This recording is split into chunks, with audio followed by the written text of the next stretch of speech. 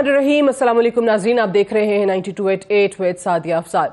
अभी शॉर्ट में आपने मुलाहिजा किया कि मियां जावेद लतीफ़ ने कहा कि हम किसी से भी सीट एडजस्टमेंट या इत्तेहाद नहीं करेंगे और पंजाब में तो ये बिल्कुल ही आउट ऑफ क्वेश्चन है।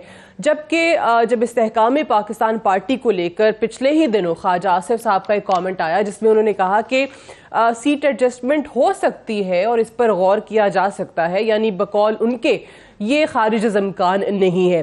लेकिन अगर थोड़ी देर पहले जो शुजाबाद में मरियम नवाज साहिबा का जलसा था और उनकी जो तकरीर थी इस्तेहकाम पाकिस्तान पार्टी के हवाले से, उन्होंने एक बड़ा ज़बरदस्त कमेंट किया जब ये कहा कि पाकिस्तान तहरीक इंसाफ बिल्कुल ख़त्म हो गई है, कि जिसके जहाज़ में बनी थी उसके जहाज़ में ही वो बंदे चले गए और उसके जहाज़ में ही वो पार्टी जो है वो वापस चली गई, टूट गई। यानी जहांगीर तरीन साहब उस वक्त भी पीटीआई के लिए लोगों को तोड़ तोड़ कर लाते थे और अब वो तमाम लोग वापस जहांगीर तरीन साहब की जमात में शामिल हो चुके हैं।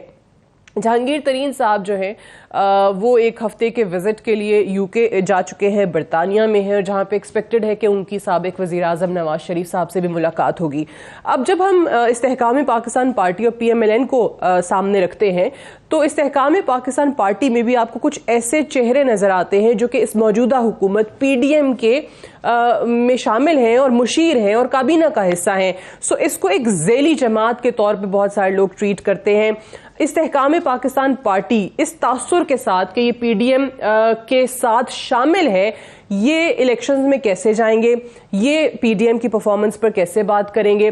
PTI को अगर थोड़ी देर के लिए साइड पर भी रख दे तो इस्तेहकाम पाकिस्तान पार्टी किसके वोट बैंक को ज़्यादा मुतासिर करेगी? पाकिस्तान पीपल्स पार्टी के लिए कितनी नुकसानदेह होगी? जैसे कि खुद जरदारी साहब पंजाब में एक्टिव नजर आ रहे हैं और पार्टी को रिवाइव करने की कोशिश कर रहे हैं, और PMLN का वोट बैंक जो है वो कितना मुतासिर होगा।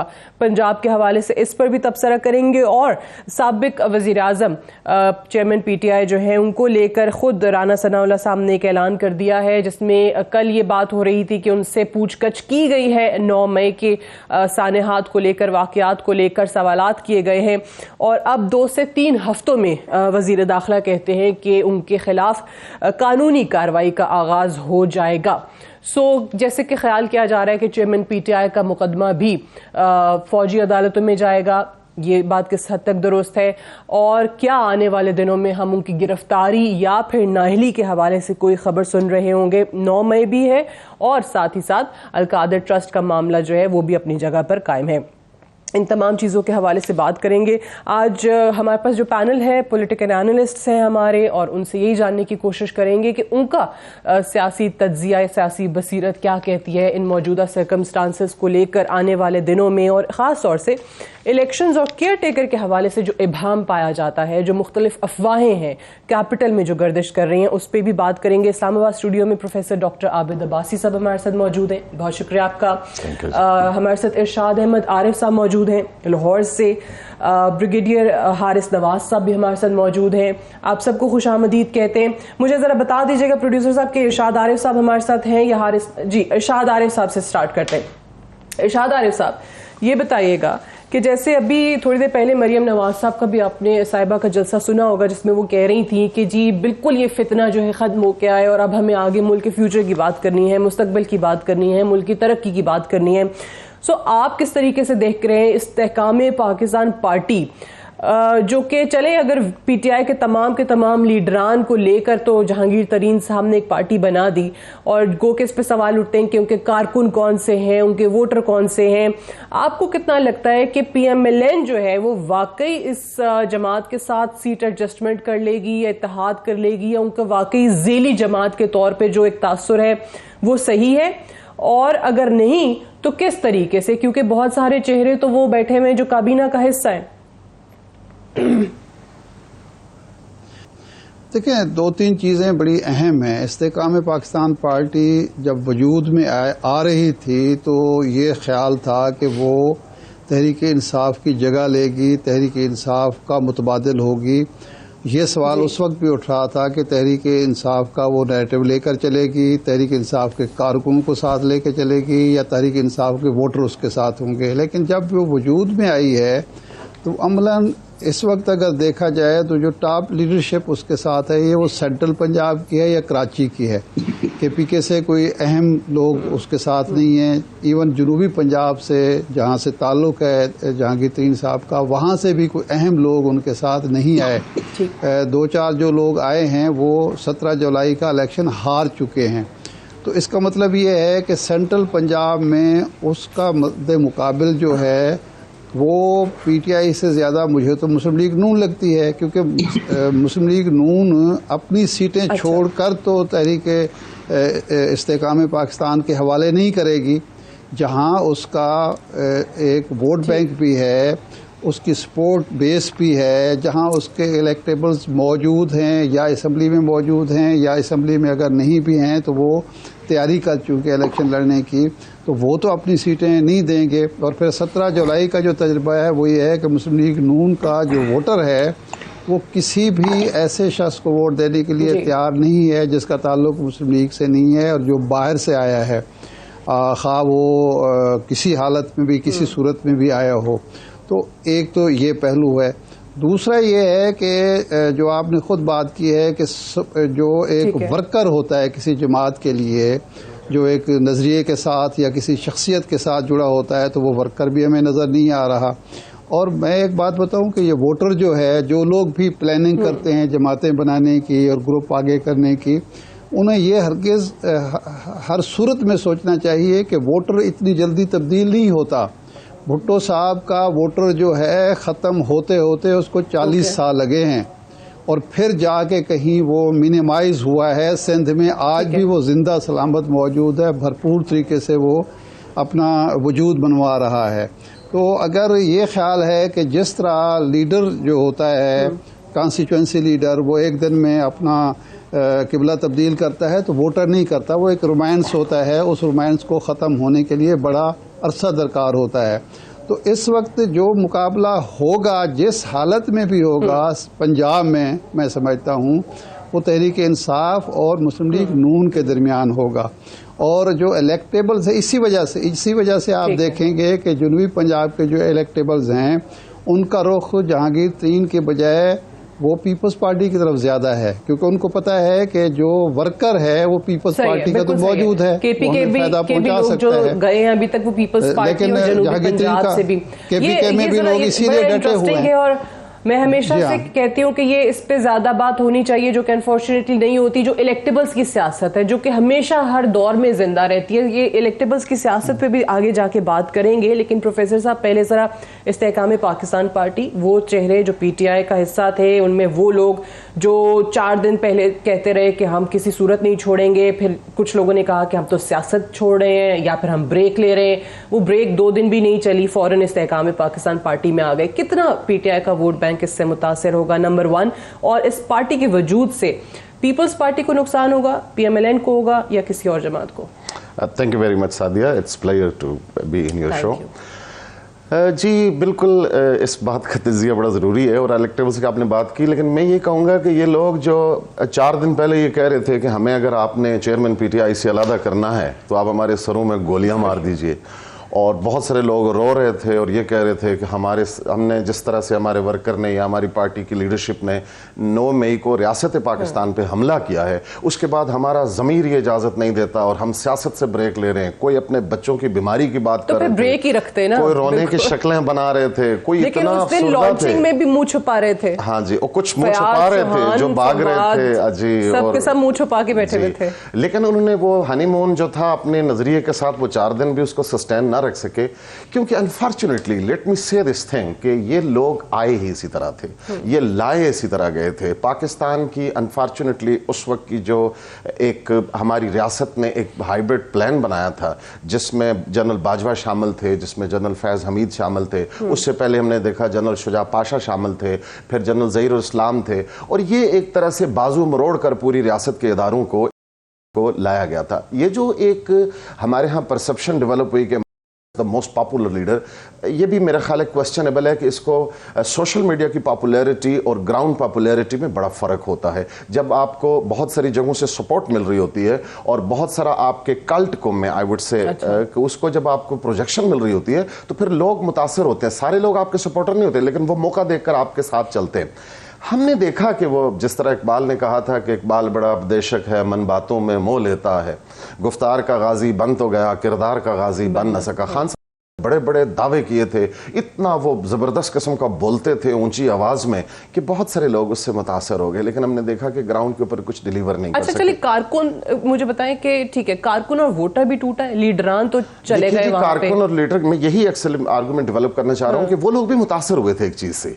अब जब रियासत पाकिस्तान ने ये बताया है कि इन्होंने हमारी मिलिट्री इंस्टॉलेशन के ऊपर, यानी एक तरह से रियासत के ऊपर हमला किया है, तो पंजाब में बिलखसूस पाकिस्तान की फौज के साथ, पाकिस्तान की रियासत के साथ, पाकिस्तान की रियासत के बयानिए के साथ एक बड़ी जुड़त होती है। और उसके ऊपर ये वक्ती जो पार्टी और कल्ट था और जो ज़रा ग्लैमर था, लोगों को, संजीदा लोगों को उस पर सोचना पड़ा। और मैं नहीं समझ, देखिए कराची में हम देखते हैं कि बानी एमकेएम जो थे, वो एक वक्त था कि आधे घंटे के ऊपर वो पूरा कराची शहर, the cosmopolitan city of the world, उसको वो बंद करा देते थे। लेकिन जब उन्होंने रियासत से टक्कर ली तो वो एक किस्सा पारीना बन गए। और मेरा ये ख्याल है कि अब पाकिस्तानी सियासत में एक किस्सा पारीना बन चुके हैं। इस हद तक तो कोई दो राय नहीं है। अब सवाल यह है कि उनके जो फॉलोअर्स थे, एक तो कोर फॉलोअर, अगर इसको हम पॉलिटिकल साइंस के उसमें देखें तो 3-4 कैटेगरीज होती हैं आपके फॉलोअर्स की। एक वो लोग होते हैं जो बड़े डाई हार्ट अपने नजरिए के साथ, अगर कोई नजरिया होता है तो, फिर वो लोग होते हैं जो माइल्ड किस्म के आपकी तरफ मोटिवेट होते हैं, और फिर वो लोग होते हैं जो हालात देखते हैं, जो मौका देखते हैं और ये देखते हैं कि अब पॉसिबिलिटी कितनी है आगे आने की। अभी तक तो ज्यादातर ऐसे ही नजर आए, मेजॉरिटी ऐसे ही लोग थे कि जब उनको लग रहा था 2018 में पीटीआई की वेव चल पड़ी तो थी, वो सारे शामिल तो हो गए, सारे शामिल हो गए। और जब आपने देखा कि वो वेव खत्म हुई, वो खत्म हो गया, वो सारे के सारे वहां से चले गए। तो तहरीक इस्तेकाम पार्टी की जब आपने बात की, मेरा नहीं ख्याल कि ये वो लोग थे जिनकी हलकों में कुछ थोड़ी बहुत सही थी। मसलन फवाद चौधरी पाकिस्तान पीपल्स पार्टी में रहे, कितने वोट ले लिए थे उन्होंने, हालांकि पाकिस्तान पीपल्स पार्टी तमाम तर अपनी पंजाब में वीकनेसेस के बावजूद 12 लाख नेशनल पार्टी है। और फिर मुख्तलिफ ये जमातों से रांदा दरगाह लोग थे जिनको इकट्ठा कर करके एक टोकरी में डाल के हवाले किया गया था, ये वहां चले गए। मेरा नहीं ख्याल कि पंजाब में वो पीएमएलएन के जेन्युइन सपोर्ट बेस को कोई डेंट डाल सकते हैं, या पाकिस्तान पीपल्स पार्टी अगर अपनी कैंपेन को, और बिलावल ने जिस तरह से अपना एक पोस्टर डेवलप किया इंटरनेशनली, अगर वो जनूबी पंजाब में और सेंट्रल पंजाब में भी उन पॉकेट्स के ऊपर जहां पीपल्स पार्टी का कुछ वोट बैंक हो सकता है, वो एक रिवाइवल अपना कर सकते हैं। तहरीक इस्तेकाम पार्टी इतना ही कुछ कर सकती है जितना कोई और प्रेशर ग्रुप पंजाब में डेवलप हो सकता है। लब्बैक है, फलां है, फलां है। मेरा नहीं ख्याल कि वो कोई बड़ा। ठीक है, हारिस नवाज साहब, आपका बीसीपी में तज्जिया चाहूंगी कि आपको क्या लगता है कि ये इस्तेहकाम पाकिस्तान पार्टी बन जाने के बाद पंजाब में इलेक्शंस के दिनों में क्या सूरत हाल होगी? अगेन मैंने जैसे इंट्रो में भी ये बात की कि आपको वहाँ पे बैठे हुए कुछ मुशीर भी नज़र आते हैं जो इस कैबिनेट का हिस्सा हैं। फिर इलेक्शन कैंपेन में यूजुअली हम यही देखते हैं कि आप हुकूमतों की परफॉर्मेंस पे, महंगाई पे, अवामी इशूज़ पे बात कर रहे होते थे, but having these people in your own party जो कि कैबिनेट का हिस्सा हैं, कैसे महंगाई या किसी और चीज़ पर आप तनकीद कर सकते हैं? तो फिर वाकई इनके पास वाहिद चारा जो है वो PMLN के साथ सीट एडजस्टमेंट का ही रह जाएगा? अभी जो नई पार्टी बनी इस्तेकाम पाकिस्तान पार्टी, आप ये बताएं कि अभी ये अवाम को क्या कहेंगे? अभी रेज हुई है, इसमें इलेक्टेबल तो इतने ज़्यादा पीटीआई में ज़्यादा स्ट्रॉन्ग थे, वापस आए हैं, उनका वोट बैंक भी थोड़ा बहुत होगा, ज़्यादा नहीं होगा, तो ये किस बात पे वोट मांगेंगे? They will have to work a lot. अपना मैनिफेस्टो क्या बनाते हैं, अपना स्लोगन क्या बनाते हैं, और फिर they will have to work with PMLN। क्योंकि मेरे ख्याल में अगर हुकूमत बनेगी जो कि 3 महीने से नहीं, मुझे तो लगता है कि ये कम से कम 6 महीने तो लाएगी, गवर्नमेंट चाहेगी क्या मौत चलाएं, इसलिए डिजॉल्व होने के बाद भी कि they have to show performance to the people of Pakistan. PMLN के पास सबसे बड़ा बैगेज ये है कि केयरटेकर, आप कह रहे हैं केयरटेकर सेटअप जो है वो एटलीस्ट 6 महीने, देखिए मैं सही समझूं, मैं दिस व्हाट के ये आई फील कि ये हुकूमत कोशिश चाहेगी, इसलिए कि वरना 3 अभी अगर कर देते हैं तो इनके पास ना परफॉर्मेंस है, ना डिलीवर किया है, 1.25 साल में कुछ भी नहीं किया, सवाए को गाल गलोच चोट तोशाखाना तो बुला। आज भी मरियम नवाज यही बात कर रही थी, she has to come in the now जलसा एंड से कि जी हमारी परफॉर्मेंस क्या है, हम आपके लिए क्या कर रहे हैं, क्या किया है और क्या करेंगे, ये बात है। लाइकवाइज इस्तेकाम पाकिस्तान जो पार्टी है, इनके पास तो अभी कुछ भी नहीं है। वहाँ जो लोग आ गए हैं, बट देन लोग इनसे नाराज होंगे, इनकी वैल्यू कम हो गई, वोट बैंक कम इसलिए हो गया है कि जाहिर है कि वो इस वजह से कम हो गया कि ये जो ही उधर से आए तो लोग इनसे नाराज भी होंगे, और वो जाहिर है कि दे विल से जी आपके पास आप पार्टी छोड़ के चले गए डिफिकल्ट टाइम में, I don't understand the problem नहीं है, वो भी है। सो इसलिए ये 3 महीने तो इवन पाकिस्तान इस्तेकाम पार्टी को भी चाहिए 6 महीने चाहिए होंगे। सो ये मिलकर जोर लगाएंगे किसी तरीके से कि ये इलेक्शन मार्च अप्रैल में चले जाएं, ताकि 6 महीने में ये पार्टी मुस्तहकम हो जाए, वो पार्टी डिलीवर कर ले बजट के बाद। एक तो ये है। सेकेंड ये कि कंपटीशन पंजाब में होना है। पंजाब में इसलिए होना है कि PMLN number 1, PMLQ number 2, people party number 3, then Pakistan Istehkam party and remnants of PTI। यहाँ पर सबसे बड़ा रोल आता है PTI चेयरमैन का कि वो कैसे री-स्ट्रेटेजाइज करते हैं, कैसे इसको रीविजिट करते हैं, और पार्टी को क्या वो अभी संभाल सकते हैं या अपने रिजिड एटीट्यूड की वजह से, वो अना की वजह से, ईगो की वजह से पार्टी को बिल्कुल खत्म कर रहे हैं। Now is the time. अभी भी लोग बैठे हुए PTI में वेट कर रहे हैं। ठीक है, मुझे हारिस नवाज साहब, इसमें ये भी ज़रा ज़िमनी सवाल करने की मुझे इजाज़त दें कि चेयरमैन PTI आपने कहा कि वो संभाल सकते हैं या आगे लेकर जा सकते हैं। ये तब तक बहुत सारे लोगों का जो तज्जिया आता है कि जैसे अभी राना सनाउल्लाह ने भी कह दिया कि 2 से 3 हफ्तों में उनके खिलाफ कानूनी कार्रवाई आप देख रहे होंगे। फिर अल-कादिर ट्रस्ट में भी बहुत सारे ऐसे एविडेंसेस हैं जो उनके खिलाफ जाते हैं, उनकी या 9 मई के वाक़यात की प्लानिंग में उनकी गिरफ्तारी का मामला हो या डिस्क्वालिफिकेशन का मामला हो।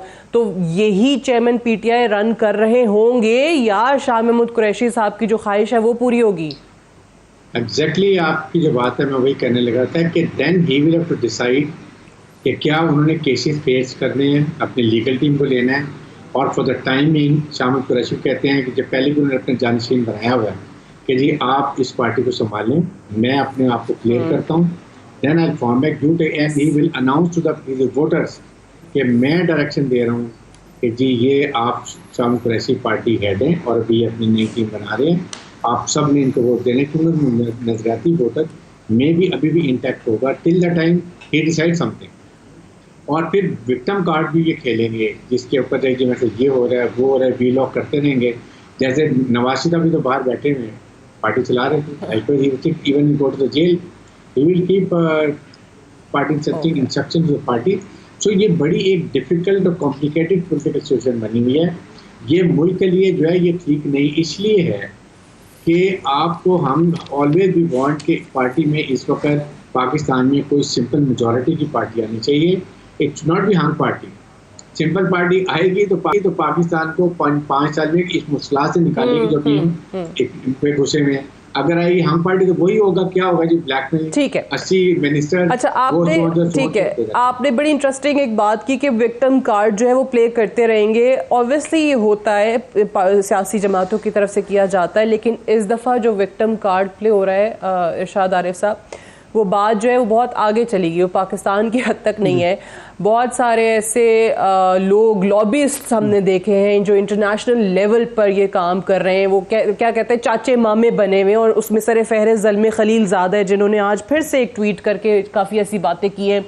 पिछले दिनों भी आपने देखा था आर्मी चीफ के हवाले से काफ़ी हर्जा सराई की थी। कोसों दूर एक शख्स बैठा हुआ है जिसकी सारी ज़िंदगी उसने काम ही ये किया है, लॉबिंग, पैसे लेके, साथ ही साथ इराक और अफ़गानिस्तान के हवाले से जो काम वो करता रहा है, फिर अपने मुल्क के लोग उसके हवाले से क्या बात करते हैं वो उसको नज़र नहीं आया। बेड़ा गर्क कर दिया उसने अफ़गानिस्तान का, लेकिन पाकिस्तान की बड़ी आजकल उसको फिक्र है।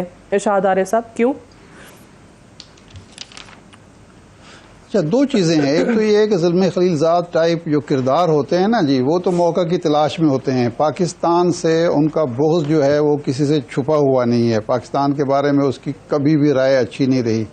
आपको याद होगा कि परवेज़ मुशर्रफ के दौर में या बाद में भी वो हमेशा पाकिस्तान मुखालिफ ही उसका नुक्ता नज़र होता था और अब भी होगा। लेकिन जब उसको मौका मिल रहा है कि सिचुएशन से फ़ायदा उठाए तो वो बिल्कुल उठाएगा। उसके जो हालात हमारे यहाँ हैं वो तो उसके पैदा करदा नहीं है ना, वो उससे फ़ायदा सिर्फ ज़ल्मे खलीलज़ाद नहीं उठाएगा, उससे बहुत सारे और लोग भी, इंडिया भी, सब फ़ायदा उठाएंगे।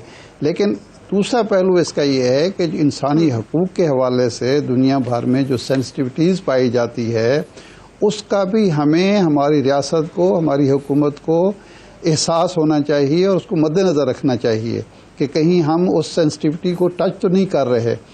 एक बात। दूसरा पहलू उसका ये है कि जो बात हारिस नवाज साहब कह रहे हैं, ठीक है, लेकिन मुझे बताएं जब अमेरिका की तरफ से ये जब इंसानी हुकूक की बात होती है, जो ज़ल्मे खलीलजाद ग्वांटानामो बे पे आज तक नहीं बोला, कभी वहां पे ह्यूमन राइट्स वायलेशंस नहीं नजर आए, तो थोड़ा अजीब लगता है।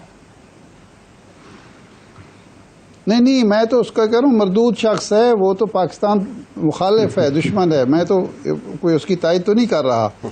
मैं कहता हूँ इसके दो पहलू हैं। एक ये है कि क्या सिचुएशन जो है उसको हमारे दुश्मन इस्तेमाल करेंगे या नहीं करेंगे। हुकूक की खिलाफ वर्जी वाला मामला, तो इंसानी हुकूक की खिलाफ वर्जियों की बात जब अमेरिका करता है ना, तो बड़ा अजीब सा लगता है कि वहां तो खुद सरे फहरिस्त है वो। नहीं, अजीब नहीं लगता, नहीं बिल्कुल नहीं लगता। इसलिए नहीं लगता कि जब हम किशकोल लेके खड़े होते हैं किसी के पास, तो वो उसको उसकी बातें भी सुननी पड़ती हैं। अगर तो हम चीन हों तो हम फिर मुंह तोड़ जवाब दे सकते हैं, अगर हम भिखारी हूं कि IMF से हमने हर सूरत में लेना है, प्लान लेना है और ब्लिंकन की उससे रिक्वेस्ट करनी है, अमेरिका से रिक्वेस्ट करनी है, तो फिर बात और हो जाती है। लेकिन इसके दूसरी जो पहलू में बात कर रहा था वो ये था कि ये जो रोमांस होता है, देखिए जनरल ज़ियाउल हक 11 साल हुकूमत की, और वो ऐसी हुकूमत नहीं थी जो इस वक्त हुकूमत हो रही है कि जिस हुकूमत के नाम की कोई चीज़ भी नहीं है। 11 साल की आमरीत के बावजूद 11 साल तक परफॉर्मेंस भी थी, उसमें डिलीवरी भी थी, लेकिन चूंकि वो आमिर था तो 11 साल के बाद भी जब इलेक्शन हुए थे तो रिज़ल्ट आपके सामने हैं। तो इसलिए ये तो अभी 3 महीने 6 महीने के, मैं कहता हूँ साल के बाद भी आप इलेक्शन कराएंगे, तो ये इस्तेकाम पार्टी, ये PDM जो हैं, अगर अवाम को आपने मौका दे दिया इलेक्शन में वोट डालने का, या तो ये करें कि किसी को आने ही ना दें, आने का दे दिया तो फिर आपको रिज़ल्ट जो हैं वो मैं गैर मुतवक्के नहीं कह रहा होगा, मुतवक्के रिज़ल्ट का ख्याल रखना चाहिए, मुतवक्के रिज़ल्ट के लिए तैयार रहना चाहिए। इसलिए ये जो तजर्बा हो रहा है ये नहीं तजर्बा। अगर मुकाबला करना है इलेक्शन में तो फिर नवाज शरीफ साहब ही आके अगर वो आ जाते हैं, वो कैंपेन करते हैं, तो कुछ दाल दलिया मुस्लिम लीग नून कर पाएगी, वरना बिलावल के बस की बात नहीं है, जहांगीर 3 के बस की बात नहीं है, मरियम नवाज और शहबाज शरीफ के बस की बात नहीं है। किसी को आप नाअहल कर दें, किसी को आप जेल में डाल दें, किसी पर आप किस किस्म का केस चला लें, इससे कोई फ़र्क नहीं पड़ता। लोगों का जो 17 जुलाई के रिज़ल्ट हैं उनको आप मद्देनज़र रखते हुए प्लान करें इलेक्शन का। तो 6 महीने के बाद कराने हैं, साल के बाद कराने हैं, रिजल्ट यही होंगे। अभी काफ़ी टाइम है, मैं इसको कह लें, चलें खबर दे देती हूँ कि शायद आपको बड़ी जल्दी ईद के बाद उनकी वापसी भी होते हुए दिखाई दे रही हो। एक ब्रेक ले लेते हैं, ब्रेक से वापस आएंगे, डिस्कशन को हम यहीं से आगे बढ़ाएंगे। Stay tuned.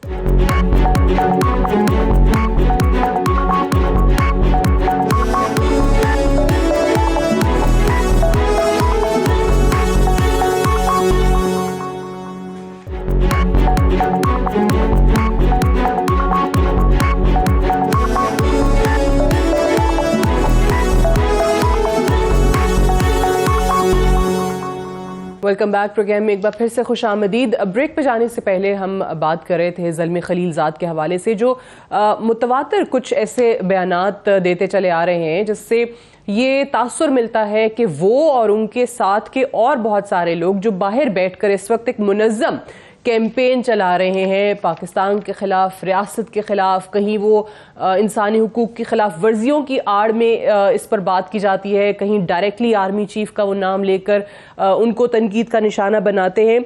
अभी भी अगर हम देखें तो ज़ल्मे खलीलज़ाद, जिनके हवाले से मशहूर है कि वो खुद एक CIA एसेट है, उनके साथ और सारे लोग जो कि इस वक्त चेयरमैन PTI के हक में बयानात दे रहे हैं और ख़ुद उनकी ऑडियो सामने आ चुकी हैं।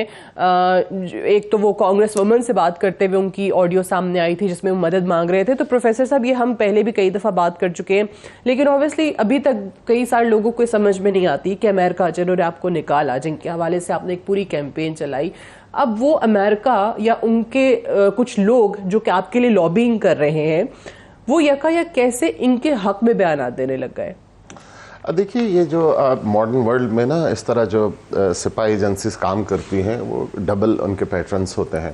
मिसाल के तौर पर जमाल अब्दुल नासिर की बात है कि वो अमेरिका के और CIA के खिलाफ बड़ी तकरीरें करते थे। बहुत अरसे के बाद लोगों को पता चला कि वो तो CIA की लिखी हुई तकरीरें होती थी। तो इसी तरह ये जो प्लेइंग टू द गैलरीज किया था जब उनकी हुकूमत निकली, उनकी हुकूमत पाकिस्तान के आइन के मुताबिक कॉन्स्टिट्यूशनली एक वोट ऑफ नो कॉन्फिडेंस से ख़त्म हुई थी। पार्लियामेंट के अंदर वो अपनी मेजॉरिटी साबित नहीं कर सके थे, उनके इत्तेहादी उनको छोड़ गए थे, उनके तकब्बर, उनके गुरूर, उनकी फेलियर ऑफ जो है ना वो गवर्नेंस की वजह से। लेकिन उन्होंने उसको मनूवर करके एक जो ना जेब से रुका निकाल के उसको लहराया और बड़ा वो ड्रामाटाइज किया उसको, और उन्होंने कहा कि ये मेरे खिलाफ अमेरिका है। और फिर उसके बाद वो कहना शुरू हुए कि हम हकीकी आज़ादी लेंगे, यानी हकीकी आज़ादी वो अमेरिका की तरफ रेफर कर रहे थे, साम्राज्य की तरफ रेफर कर रहे थे।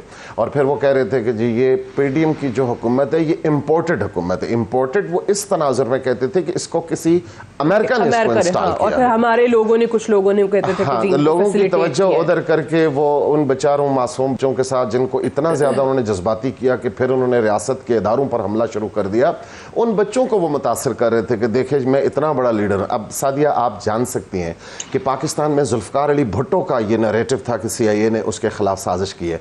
हम कुछ लॉजिक डेवलप कर सकते हैं कि उसमें पाकिस्तान में न्यूक्लियर टेक्नोलॉजी की बुनियाद रखी, उसने इस्लामी सरबराही कॉन्फ्रेंस की, दुनिया भर के मुसलमानों को तेल को बतौर एक स्ट्रेटेजिक वेपन के तौर पे इस्तेमाल करने की बात की, चीन से स्ट्रेटेजिक रिलेशनशिप डेवलप किया, चीन से टेक्नोलॉजी पाकिस्तान में ट्रांसफर की। तो कोई बात समझ आती है कि CIA अब मैं कट्टे दूंगा, मैं बच्चे दूंगा, मैं मुर्गियां दूंगा, मैं अंडे दूंगा, मैं लेटरीन के बाहर नंबर लिखवाऊंगा, मैं ये करूं, इस बात पे अमेरिका को क्या तकलीफ थी कि वो के खिलाफ होता? वो कौन सी ऐसी खिदमत है? ठीक है, लेकिन जो समझने की बात ये है, जो मैं जिसकी तरफ इशारा करी थी कि ठीक है हम कोई गुलाम है जैसे हमने नैरेटिव देखे, एब्सोल्युटली नॉट। हम तो खैर खुद कहते थे वो आपने यूथ को उस काम पे लगा दिया, वो गाड़ियों मोटरसाइकिलों के पीछे लगा के वो घूम रहे थे स्लोगन्स।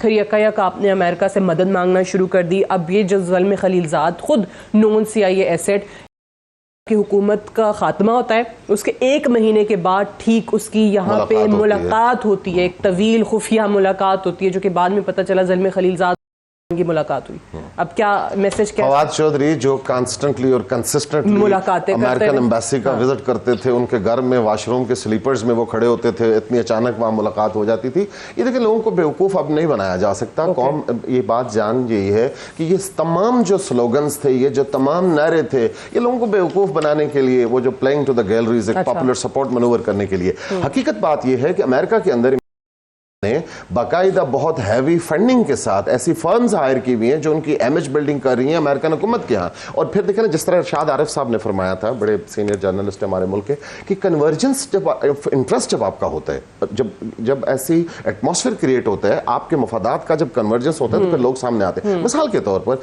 3 साल तक, 3.5 साल तक, 3.25 साल की हुकूमत रही, CPEC का क्या हशर हुआ? पाकिस्तान के लिए गेम चेंजर मंसूबा था वो। हमारे साथ जो चीन के रिलेशन है, हमारा नेक्स्ट डोर नेबर है, और हिस्टोरिकली पाकिस्तान की तारीख में चीन ने जो कुछ हमें सपोर्ट किया उसकी मिसाल नहीं मिलती।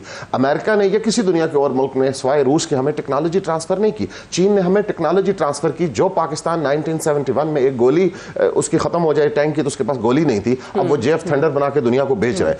तो उस चीन के, उस CPEC के, जो पाकिस्तान में एक स्ट्रेटेजिक एसेट के तौर पर डेवलप हो रहा था, उसको क्रश किया, उसको खत्म किया। मुख्तलिफ बयानात इमरान, वो सारे लोग पता नहीं कहां चले गए, वो रज़ाक दाऊद साहब कहां हैं, वो जो शहबाज गिल, फलां फलां फलां, वो खुदा जाने कहां से आए थे, कहां से प्लांट हुए थे, और वो सारे लोग अपना बिस्तरा बोरिया गोल करके इस मुल्क की मईशत का भट्टा बना के चले गए। वो जो लोग अमेरिका के अंदर उन्होंने ये फर्म्स हायर की हुई हैं, एक और ज़ल्मे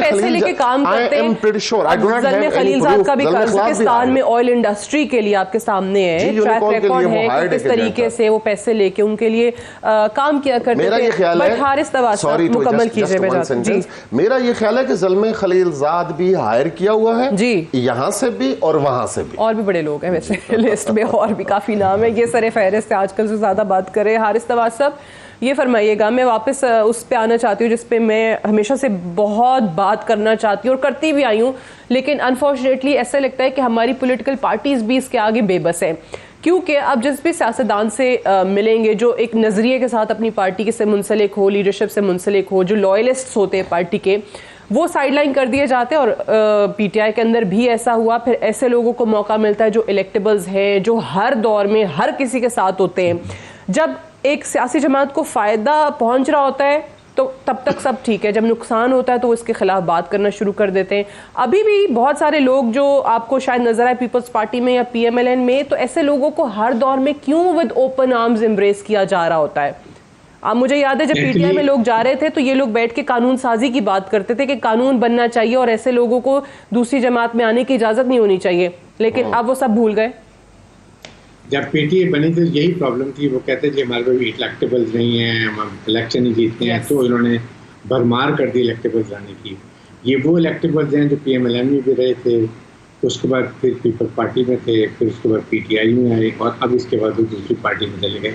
सो नाउ आई थिंक एक अवेयरनेस लोगों में आ गई है कि they don't accept this type of people and they want कि जिनका कोई नज़रिया हो, नज़रिए की सियासत करें और वो एक पार्टी से मुंसलिक, जैसे डेमोक्रेट्स और रिपब्लिकन्स की बात की जाती है। एक तो ये अब ख़त्म होता जा रहा है और मेरे ख्याल में इस दफ़ा आप देखेंगे कि अगर इस्तेकाम पाकिस्तान पार्टी में ये लोग इलेक्शन लड़ते हैं तो ये जो अपने वोट बैंक लाएंगे वो 5-6-7 हज़ार होंगे जो अपने प्रोविंशियल से या नेशनल असम्बली नेशनल कॉन्स्टिट्यूंसी से लाएंगे। एक तो ये होगा।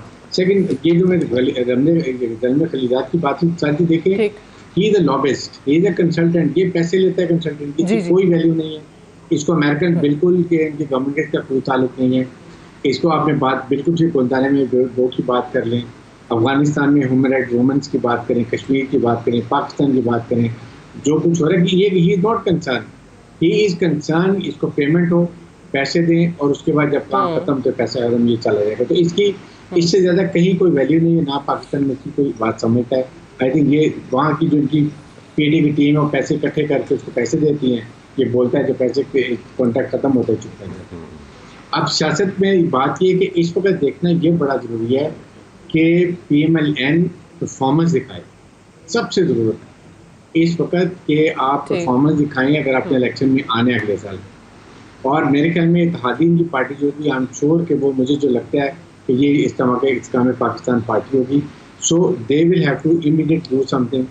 क्या ये 3 महीने में कुछ कर सकेंगे और दे नीड 6 मंथ? ये एक बिग क्वेश्चन मार्क है जो मैं बार बार कहता हूँ कि असेंबली डिजॉल्व हो जाएंगी 1 अगस्त में, देन अक्टूबर नवंबर, अगर ये 1-2 दिन पहले असेंबली डिजॉल्व करते हैं 3 महीने मिल जाएंगे, 90 डेज तक नवंबर में चले जाएंगे और 3 महीने अगर और आप आई डोंट नो क्या कानूनी तरीका है, असेंबली 3 महीने और दे सकती है, असेंबली तो चली गई होगी तो 6 महीने। तो ये time it is very difficult time Pakistan के लिए। आई विश कि अवाम की मैंडेटेड गवर्नमेंट सिंपल मेजॉरिटी के साथ आए ताकि वो कुछ अवाम के लिए विदाउट ब्लैकमेलिंग काम कर सके। सही है, यानी ये अब इन चीज़ों से भी आगे निकलने बहुत सारी चीज़ें सामने आ गई कि वो चले पीटीआई ख़त्म हो गई, लोग चले गए, ये ख़त्म हो गया। अभी जैसे पहले वो मरियम साहब अभी कही थी कि जी फितना ख़त्म, ये ख़त्म, अब मुल्क की तरक्की की बात करते हैं उन्होंने कहा, तो डेफिनेटली फिर उस पर बात होनी चाहिए। अब किस डगर पे आप मुल्क को डाल रहे हैं उस पर बात होनी चाहिए। लास्ट कमेंट में इरशाद आरिफ साहब आपसे इसी चीज़ पे चाहूँगी और साथ ही साथ ये इलेक्शंस के हवाले से अब आपके पास भी ज़ाहिर है कोई ना कोई इन्फॉर्मेशन, कोई ना कोई इत्तलात होंगी। पहले कहा जाता था कि शायद इलेक्शंस हो ही ना, आपको लगता है कि अभी जो कुछ अफवाहें हैं कि शायद अब इलेक्शंस करवा दिए जाएं क्योंकि काफ़ी हद तक जो आपने मुतवक्के रिजल्ट्स की बात की थी अब वो समझ आना शुरू हो गए कि किस तरीके से खुद ही 9 मई को अपने पाँव पे कुल्हाड़ा मारा गया? अच्छा देखें, इलेक्शन तो मुझे नज़र आ रहे हैं कि अब इलेक्शन हो जाएंगे क्योंकि ये समझा जा रहा है कि मुस्बत नतायज आएंगे जो ज़िया उल हक कहा करते थे। लेकिन मैं एक चीज़ जो चीन के हवाले से बताना चाहता हूँ कि चीन को इस हवाले से खासी परेशानी है कि अगर पाकिस्तान की अगली हुकूमत भी उसी तरह की हुकूमत हुई जिस तरह की हुकूमत थी और हंग पार्लियामेंट वजूद में आई तो वो सी पैक फिर आगे नहीं बढ़ सकेगा, क्योंकि वो किसी दबाव का मुकाबला नहीं कर पाएगी, खा वो बिलावल की हुकूमत हो या शहबाज शरीफ साहब की हो या मरियम साहबा की हो। और दूसरा ये है कि अगर कमज़ोर हुकूमत हुई तो इस खित्ते में जो एक नई चेंजेस आ रही हैं उसमें भी उस हुकूमत का, कमज़ोर हुकूमत का कोई किरदार नहीं होगा। तो इसलिए कोशिश करनी चाहिए कि जिसकी भी हुकूमत आए, एक तो आवाम की नुमाइंदा हो और दूसरे वो मजबूत हुकूमत हो। हंग पार्लियामेंट की कोई कोशिश जो है वो मुल्क के मफाद में नहीं हो, ताकि आपके जो मुल्क के मफाद के प्रोजेक्ट्स हैं उनको आगे से जो ताल्लुकात हैं वो बेहतर हो सके। I have to wind up here, unfortunately I have run out of time. बहुत शुक्रिया प्रोफेसर साहब आपका, इरशाद आरिफ साहब आपका और हारिस नवाज साहब आपका प्रोग्राम में ज्वाइन करने के लिए। That's all for tonight. इजाज़त दीजिए, खुदा हाफिज़।